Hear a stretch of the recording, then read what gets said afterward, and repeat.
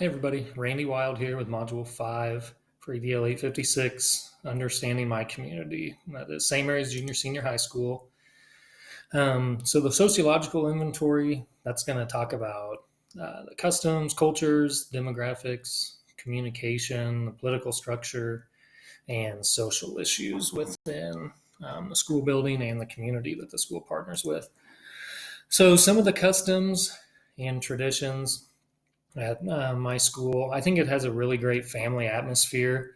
Tries to create those relationships, those meaningful, impactful relationships with students. We have this program called Bear Legacy, and it kind of creates little family unions within the school. They'll meet daily. At the end of the day is how it was last year, and now they're talking about moving it maybe to the middle of the day. Um, but it's just a program that gets smaller groups of kids together with a teacher that they felt like they had a connection with, and they kind of build throughout the course of 4 years. And they do different community-based projects, school projects, and it's just that check-in time and organization time for them too. It's a great program, really promoting that family atmosphere and inclusiveness. We do a community service day where the kids go out in the community and work. Um, Community members, patrons, businesses can sign up or ask for things that they need help with or give ideas, and the student council heads that up. Obviously, like a lot of other schools, we have homecoming in the fall, winter royalty in the winter, prom in the spring. There's the fall preview night to kick off the year where the whole community is invited to come see the school, get some information, see scrimmages. And then ZAP is a program too that we had over the years where zeros aren't permitted, and it's just again kind of that family type connections. The teachers connected every student. We're not going to let a student fail.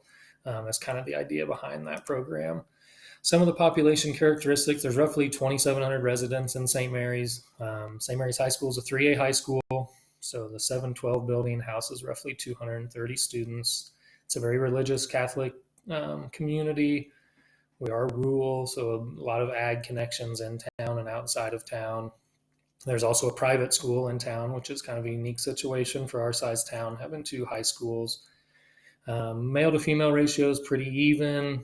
We do have, for our size town, a fairly large homeschool and foster population. There's roughly 25 businesses in town. We are a free and reduced title school. So some of the communication channels, we have Bears Broadcast, which is a daily YouTube show that the students are organizing. There's obviously a sponsor there, but they kind of put together daily announcements and updates for the school and community. We do email announcements that go out every day. The school, all the buildings, the athletic programs, clubs, student organizations, parent organizations are very active on social media at our school. I would say email is the main way we communicate inside the school and day-to-day operations.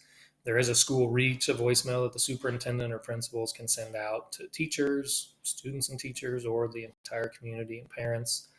We have a district website that has a lot of good information for staff and parents to find. Local newspaper, we send articles to them. They do a good job covering the school. And then since the COVID stuff has came along, the superintendent and administrators have done a lot more video recordings, and obviously teachers are asked to do that as well. Community groups, like I said, church and religion are a big thing in the town. So there's youth groups and religion classes every week. We have a Bear Backers, which is similar to a booster club, but they aren't connected to the school at all. They're kind of a separate parent organization that donates to the school and hosts events and fundraisers, but no connection to the school like our booster club kind of has. 4-H would be kind of outside the school a little bit. So obviously, our FFA population is really involved in 4-H. There's school groups, the clubs, drama club, art club, gaming clubs, sports teams. The staff and students all make up those community groups within the school. We have good partnerships with the rec department. We have a student on the Chamber of Commerce, so that's a good community partnership. The Board of Education, obviously, the City Commission, build up of the mayor of St. Mary's and city council members.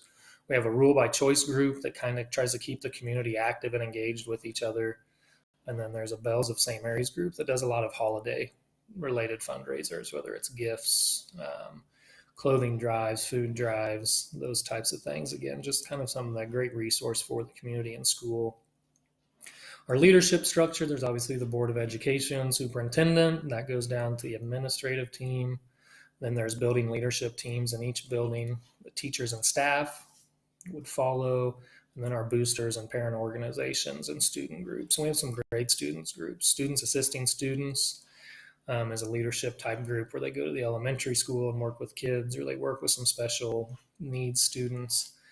Obviously, student councils everywhere, and then the NHS is kind of that upper tier of kids that have to meet some stricter qualifications to get in. So, some characteristics of the community leaders: you've got to have an active partnership. For them to be a community leader and somebody the school works with, whether it's donations yearly, or they allow our students to come do internships, job shadows. We have them in the building as career speakers, great role models for our students. We have our parent group volunteers. They help a lot at the elementary school with field trips and their booster club, the high school meals, if it's a fundraiser meal or just a game night meal. The parents are very active with fundraising, and then our community members also help with local scholarships every year at graduation time. The economic conditions in St. Mary's, we have a very large capital outlay fund because Jeffrey Energy Center is located in our district. So we have great facilities. We've never had to do any of the freezes on hiring or salaries or construction.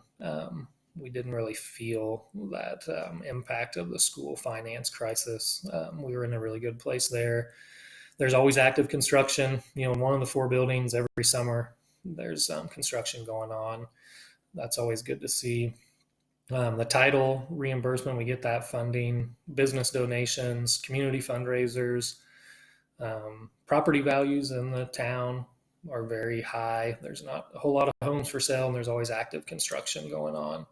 Our political structure in town, obviously we rely on state and federal funding, so we have to follow guidelines to get our title programming and grants, special ed and at-risk reimbursement for reading and math, meals, or capital outlay, as I mentioned on the previous slide. The local and state federal grants, we have a great grant that was written to give us 2 years of preschool for that pre-K programming, which has been great for our town. We offer summer school and the summer meals program. We are a tax-exempt public school and following the state accreditation model. Some of the social tensions, I think, again, we were very open and accepting buildings. We don't have a lot of tensions in our building, but we're also not very diverse from a race standpoint or students from other countries. We do have, some of the foreign exchange students. We have a very large special education population, but our student body and staff are very open and welcoming to people with all sorts of diverse backgrounds, race, religion, their cultural traditions and values. We're very welcoming. There would maybe be some tension between the private and public schools in town.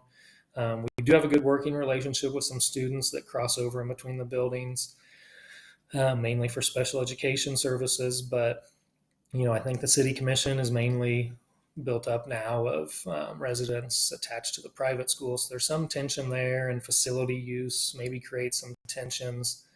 And families that move in maybe don't have that traditional last name. You hear that argument a lot, mainly more so with sports. So they don't have the last name from town. Would be some of those issues that we see.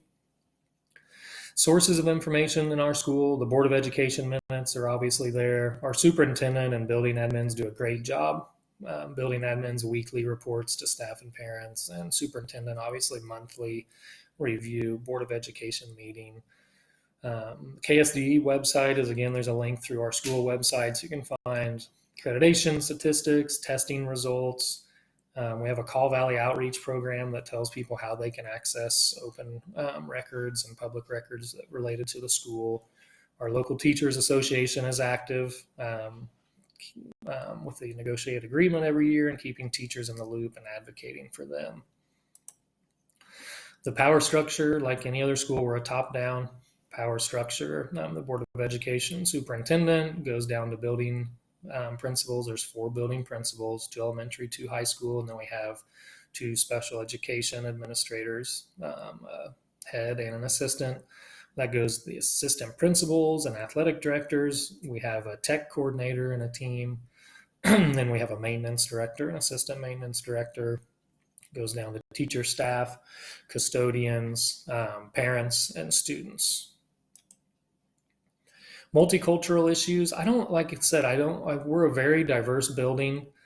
We don't have a lot. We don't have any ELL students. There's some racial diversity, but we have very few issues. We have a dress code and a behavior model support that kind of tackles a lot of those issues and heads them off before they start. But we try to use very inclusive, welcoming language and attitudes coming to holidays and religion in our building. Measuring public opinion, we do yearly surveys. So a teacher gets surveyed, there's staff survey, a parent survey, and then students get surveyed every spring. We send those out to community partners as well from our job shadowing and internship programs. The building leadership teams and district leadership teams then discuss these surveys. Those results are given to the Board of Education. So they go over policies and procedures every year with the superintendent and administrators from these surveys. I would say one thing that we probably need is to add some paper surveys that get sent home as mailers, and that would kind of grab another portion of our population that I think we don't reach with some of the technology related items. So that would be a big thing in the future. And there's my references for this assignment. So thank you guys for tuning in.